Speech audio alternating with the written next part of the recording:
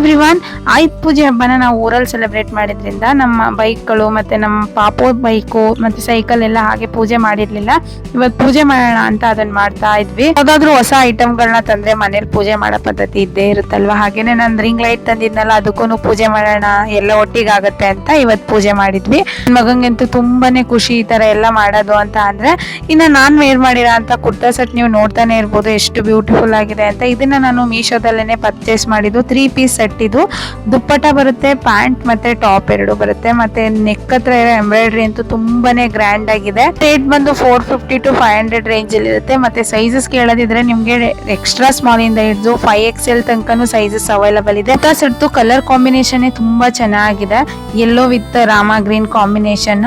ನಿಮಗೂ ಈ ಕುರ್ತಾ ಸೆಟ್ ಇಷ್ಟ ಆಗಿ ಬೈ ಮಾಡಬೇಕು ಅಂತ ಅಂದರೆ ಸ್ಕ್ರೀನ್ ಮೇಲೆ QR ಕೋಡ್ ಕಾಣಿಸ್ತಿದೆಯಲ್ಲ, ಅದನ್ನು ಸ್ಕ್ರೀನ್ ಶಾಟ್ ತೆಗೆದು ಮೀಶೋ ಆ್ಯಪಲ್ಲಿ ಸರ್ಚ್ ಮಾಡಿ. Thank you for watching.